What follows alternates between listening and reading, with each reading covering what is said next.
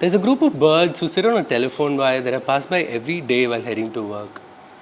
And every time I see them, they look less like birds and more like a bunch of friends who sprawled out on a porch and they're talking about music and the weather and girls and how things have changed for them over time. And I make up names for these pigeons. I wonder if they're sharing stories about how the neighborhood's changed, how younger pigeons don't value what they have anymore, and about all the conversations that ran through those telephone wires all this while. And then I realize I'm getting late for work and I walk away. But I'm not sure if there's a word for that kind of relentless storytelling. Thermal and a quarter. We have with us here today the frontman of this incredibly awesome three-piece band from Bangalore, Bruce Limani. Welcome to Songversations. Thanks for having me. Bruce, you've always maintained that Tak isn't essentially a rock music band. And rightfully so, because you've got a lot of jazz and soul and funk and a lot of that in what you play. Is there a song or a moment that sort of set in motion the genre that you so lovingly call Bangalore rock? I think the term Bangalore rock was coined fairly recently, just around the time we released our fifth album, Three Wheels, Nine Lives, because we had so much trouble putting a single label on the kind of music that we do. But I think the story of Bangalore rock begins with the second album, Jupiter Cafe, which pretty much every song was about the city and the changes it was going through, simply because around the turn of the century, it's nice to say that now, turn of the century, when the dot-coms were booming in Bangalore and all this IT stuff had just begun and the city had changed fundamentally in so many ways. So that album very much, I guess, mirrors that change, and it starts with a song called Brigade Street, which, it was the hippest place to hang around in Bangalore at one point. I don't think it is that anymore. It's still pretty hip, but not the hippest. So Brigade Street is, I guess, where Bangalore rock began. Yeah. Can you hum us a little bit of that? Yeah, sure. It's in a very God's own country time signature. Absolutely. I love that even more. No, it's kind of cool that even some lullabies in Kerala are in this odd meter since 7, right? Yes. It's a really cool signature, and it's not very common in rock music, but it sneaks into a lot of our songs. So I guess the quarter is making some difference after all. So.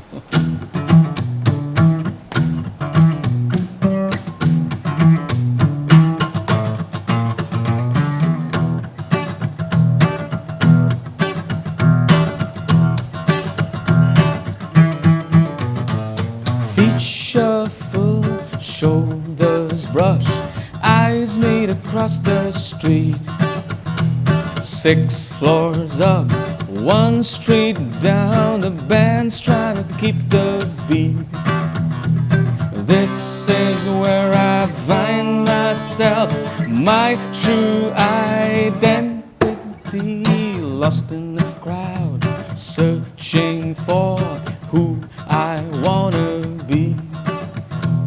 Playing hide and seek with the strangers that I meet. We know without knowing, see without seeing. This is me I'm looking at. This is who they see. And tomorrow I'll remember, hey, have I seen this all before? Brigade Street, Brigade Street, Brigade Street, don't let it pass you by. Yeah, it goes like that, and it was, I guess, one of the songs that truly captured the spirit of Bangalore at that time and the beginning of Bangalore rock, if you want to call it that. Yeah. You started out in '96 at a time when, Bangalore was still very nascent, an understatement in terms of how they welcomed new bands playing original music. And sites like bands being booed off because they don't play a familiar number like, say, Hotel California or Smoke on the Water was pretty common back then. Yeah. How did you deal with it when you got on there and you started playing songs like Latino? By being bloody-minded and refusing to conform. Because you don't have support from radio, you don't have a record label willing to sign your stuff and put it out there. no one can hear your music. I mean, there's no other way that it gets out than you going up on stage and playing it. So if you don't do that, then it dies, right? And you end up being a cover band or something, which is not wrong. There's nothing wrong in being a cover band. But if your objective in being, with a guitar or with an instrument is to write your own music and get that heard, and if no one else is going to do that for you, you've got to do it. It's as simple as that. It's just what's important. If that's important to you, it doesn't matter how many times you've been booed off stage saying, play Iron Maiden or Metallica, or you just play your stuff. And eventually somebody's going to look up and say, hi, I like that. Can you play it again? And so it took a while. It took a while for us to sort of break through that barrier. And there were other bands before us that had done it. Millennium and Rock Machine, later on Indiscreet, were among the big bands who had made a name for themselves playing their own music. But in Bangalore at that time, in the late 90s, for a band to do competition shows playing only originals was a rarity. And I think the first few shows we might have actually won because we were the only band with any points in the originality category. So, Yeah. but because you know how it is. The first time you write, the first few songs you write are derivative and they sound very much like all your influences. But they're your songs and you have to play them. Yeah.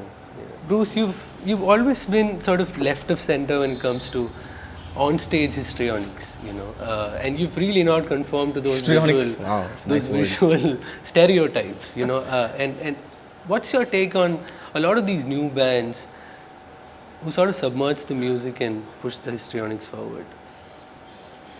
It's a very subjective, personal thing. I mean, there are some of the bands that we've always admired do both. If you like a band that I grew up listening to that I really love, a band called Yes.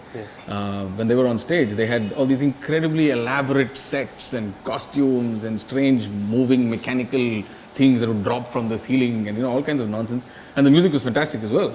And there are other bands like maybe Clapton or maybe Steely Dan, who just would wear a pair of jeans and a t-shirt and glasses, look like college professors and play incredibly mind-blowing music.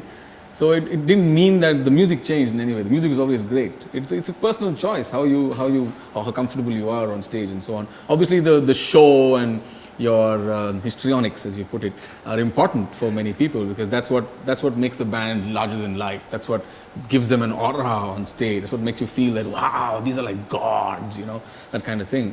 But I guess we've just never been into that. We've been regular guys, wearing regular jeans and but t-shirts. But you still managed to have wear a great live band tag attached to you. Yeah, so that's more the music in the sense that a lot of our live gigs aren't, play to the letter. There's always spontaneous jams and improvs and I tend to be very chatty on stage like I am right now.